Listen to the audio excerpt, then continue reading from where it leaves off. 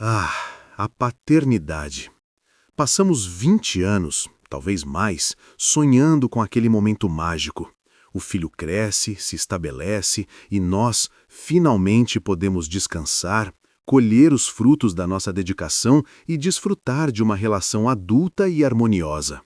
É uma imagem linda, pintada em filmes e livros, mas que, na vida real, raramente se concretiza sem antes passarmos por um vale profundo de ajustes e desilusões silenciosas. Há um silêncio ensurdecedor na cultura sobre o que realmente significa ter filhos que se tornaram adultos independentes. Ninguém quer falar das dores, dos desencontros e, principalmente, das verdades duras que, se não forem encaradas, podem envenenar a relação. É como se a sociedade dissesse que, ao completarem 18 anos, todos os problemas evaporam e só resta o amor puro.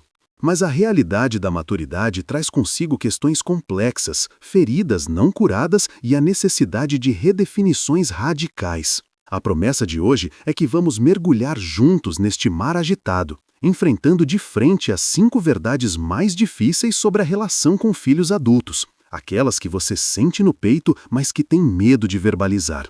Eu garanto que o ato de nomear essas verdades é o primeiro e mais poderoso passo para a cura, para a renegociação do seu papel e para finalmente construir um vínculo mais autêntico, baseado na admiração mútua e não mais na dependência ou na obrigação. Muitos de vocês, pais e mães com mais de 50 anos, estão vivendo essa fase com uma mistura de orgulho e um vazio profundo, uma sensação de utilidade perdida que é totalmente legítima e precisa ser acolhida. O problema não é o seu amor, mas sim a dificuldade de recalibrar a bússola interna que sempre apontou para a necessidade de prover e proteger. A transição da paternidade ativa para a paternidade consultiva é um dos maiores desafios psicológicos da meia-idade. Gastamos décadas sendo o centro do universo de alguém, o provedor de soluções, o farol em meio à tempestade. E, de repente, percebemos que nossa luz já não é mais necessária com a mesma intensidade. O problema que enfrentamos com tanta dor é a dissonância entre o que fomos treinados para ser e o que somos convidados a ser agora, coadjuvantes de luxo na história de nossos filhos. É difícil aceitar que o nosso maior sucesso como pais é vê-los partir, e mais difícil ainda é perceber que essa partida inclui a rejeição, por vezes inconsciente, da nossa interferência constante. A resistência em aceitar que eles estão em outra fase de desenvolvimento, focados na construção do próprio ninho, nos leva a forçar a barra, a ligar demais, a palpitar sem ser chamado, e isso, infelizmente, gera o afastamento que tanto tememos. Vamos então à primeira verdade dura. Seu filho adulto talvez nunca mais precise do seu amor, apenas da sua amor. Passamos a vida sendo guias, e o cérebro do pai e da mãe está condicionado a solucionar. Quando o filho adulto traz um problema, a reação automática é despejar a experiência acumulada de 50 ou 60 anos de vida como se fosse uma solução mágica. Ocorre que, na fase adulta, a necessidade primária não é de ter o problema resolvido, mas sim de ter sua autonomia e capacidade de resolução validadas. Quando você oferece um conselho não solicitado, o que o seu filho escuta, na verdade, é uma desconfiança sutil em sua capacidade de navegar pela vida. O impacto psicológico disso para o adulto é a infantilização, e para o pai é a frustração de se sentir ignorado. Eles precisam de um ouvinte compassivo, de um porto seguro emocional, não de um gerente de projetos. A transição aqui é de aconselhamento para apoio. A segunda verdade que precisamos encarar é que a sua identidade precisa se mover de ser apenas o pai ou a mãe de alguém.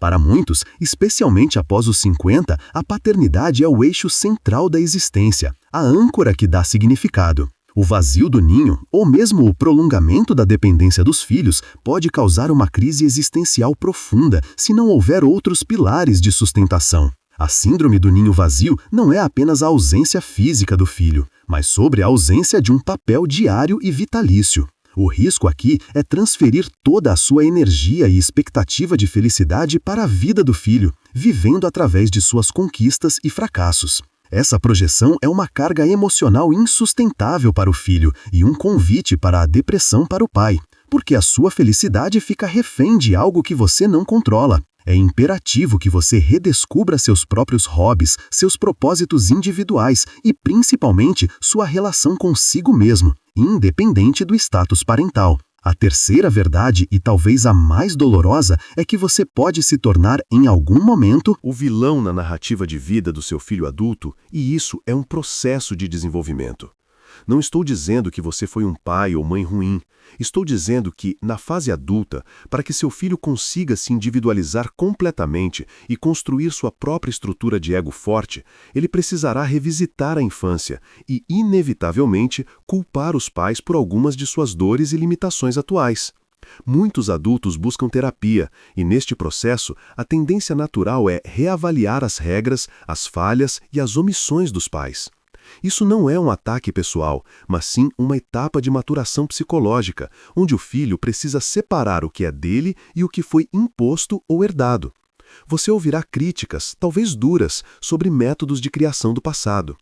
A sabedoria aqui reside em escutar, sem se defender de imediato, reconhecendo que a percepção dele é a dele e que o seu papel agora é dar espaço para que ele se redefina. Essa reavaliação crítica do passado que mencionei tem respaldo em estudos de psicologia narrativa, que mostram como a construção da identidade adulta passa pela reelaboração da história de vida. O adulto precisa entender a origem de seus traumas e padrões para poder quebrá-los. Pesquisas sobre a teoria do apego, por exemplo, demonstram que a qualidade do apego na infância, mesmo que funcional, será revisitada sob a lente da autonomia adulta. O filho não está desrespeitando o sacrifício, ele está tentando entender como as dinâmicas familiares moldaram seu sistema de crenças.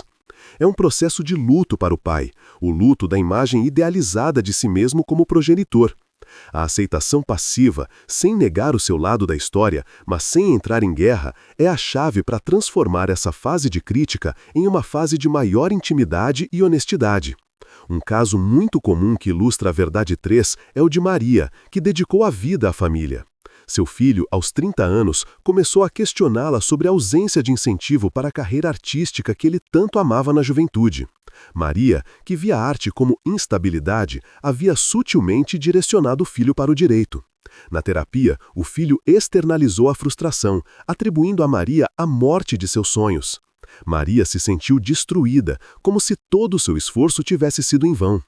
A transformação veio quando ela parou de se defender e disse: "Eu te amo e fiz o meu melhor com o conhecimento que eu tinha, e lamento que isso tenha te custado um sonho. Hoje eu apoio o artista em você." Ao validar a dor dele sem se anular, ela quebrou o ciclo da culpa e abriu a porta para uma conversa real, baseada em 2 adultos e não mais na criança ressentida e na mãe onipotente. A quarta verdade, que toca em um nervo financeiro e emocional, é que a dependência financeira pode se tornar intergeracional e não ter um fim definido, exigindo de você uma renegociação constante de limites. Na geração dos nossos pais, a independência financeira era a regra aos 20 e poucos anos. Hoje, o cenário econômico é brutalmente diferente. Muitos filhos adultos retornam ao ninho, o chamado efeito bumerangue, ou necessitam de apoio contínuo para a compra da casa, o carro ou o sustento dos netos. O impacto psicológico no pai é duplo: a insegurança sobre a própria aposentadoria e o sentimento de falha por não ter terminado a missão parental. A verdade dura aqui é que o dinheiro, quando mal administrado na relação, torna-se uma ferramenta de controle silencioso, criando laços de dívida emocional que impedem a verdadeira autonomia do filho. É essencial entender que o apoio financeiro deve vir de uma posição de abundância e de escolha, e não de obrigação ou medo da rejeição. Se você está sacrificando sua própria segurança futura para sustentar um filho adulto que tem capacidade de trabalho, você está, na verdade, prejudicando a ambos. Para o pai, isso representa um sacrifício crônico que levará ao ressentimento. Para o filho, é um adiamento da responsabilidade e da maturidade. O amor incondicional não é sinônimo de suporte financeiro ilimitado. Estabelecer orçamentos, prazos e expectativas claras, tratando o apoio financeiro como um empréstimo ou um investimento limitado no tempo e não uma mesada infinita, é um ato de amor maduro. Por fim, a quinta verdade, que é o sinal definitivo de sucesso na criação, mas que dói profundamente: as prioridades do seu filho adulto, seu parceiro, sua carreira, seus próprios filhos, virão antes de você. E isso é o que define uma separação saudável. O objetivo final da parentalidade é criar um ser humano capaz de formar um novo núcleo de apego primário. Quando seu filho casa ou tem um parceiro fixo, essa pessoa e o novo núcleo familiar se tornam o centro de sua vida. O pai ou a mãe desce um degrau na hierarquia de prioridades, passando a ser a família de origem e não mais a família primária. É difícil, no Dia das Mães ou no Natal, aceitar que a logística das celebrações é ditada pelas necessidades e compromissos do novo núcleo e não mais pelo desejo dos pais. A dor da exclusão é real, mas a aceitação dessa nova ordem é a celebração do sucesso parental. A perspectiva transformadora que proponho é olhar para todas essas verdades não como derrotas, mas como o ápice da sua jornada. A dificuldade de soltar é inversamente proporcional à qualidade do seu trabalho. A dor que você sente é o eco de um vínculo bem-sucedido que agora precisa se reconfigurar. O relacionamento adulto-adulto, o relacionamento horizontal, é infinitamente mais rico do que o relacionamento vertical, autoridade-submissão da infância. Você não perdeu um filho, você ganhou um adulto, e isso exige um novo tipo de amor. O amor que honra a distância, o espaço e a individualidade. É a chance de vocês se encontrarem pela primeira vez como dois seres humanos inteiros, e não apenas por papéis. Para transformar essa nova realidade, precisamos de estratégias práticas. Primeira estratégia, a do ouvir sem opinar. Quando seu filho lhe trouxer um problema, respire fundo e use a técnica do espelho. Responda apenas com: parece que você está passando por uma situação muito difícil. Como você está pensando em lidar com isso? Isso devolve a responsabilidade e valida a capacidade dele. Segunda estratégia, a da agenda própria. Se você percebe que está esperando a ligação do seu filho para planejar o seu dia, pare. Marque compromissos, inicie projetos, volte a estudar.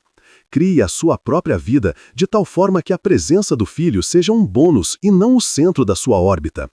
Terceira estratégia, a do eu sinto, eu fui. Quando seu filho fizer uma crítica sobre o passado, pratique a escuta empática. Use frases como: eu entendo que você se sinta assim. Naquela época, eu estava tentando o meu melhor, mas reconheço que errei e lamento a dor que isso te causou. Evite a armadilha do mais eu. Não se justifique, apenas acolha a dor dele. Essa postura desarma o conflito e mostra sua maturidade emocional. Quarta estratégia, a do contrato claro. No quesito financeiro, se o apoio for necessário, escreva as regras. Defina o valor, o prazo e as condições de retorno, se for o caso. Isso tira a negociação do campo emocional e a coloca no campo da responsabilidade adulta, protegendo a sua relação de ressentimentos. E a quinta estratégia, a do respeito ao novo ninho. Aceite que você é um convidado na vida adulta do seu filho. Sempre que interagir com um novo núcleo familiar, parceiro, netos, adote uma postura de respeito absoluto às regras da nova casa. Não interfira na criação dos netos sem ser solicitado e jamais critique o parceiro. Lembre-se, o amor incondicional é o que permite que ele ame outra pessoa incondicionalmente. Seu papel agora é de ancião, de referência, de legado, mas não de regente. A verdadeira liberdade na relação com filhos adultos não reside na ausência de problemas, mas na ausência de ilusões. Encarar as 5 verdades duras sobre filhos adultos que ninguém fala é o seu passaporte para um amor mais leve, profundo e, paradoxalmente, mais forte. O sacrifício de deixar ir é o último e mais belo sacrifício que um pai ou uma mãe pode fazer.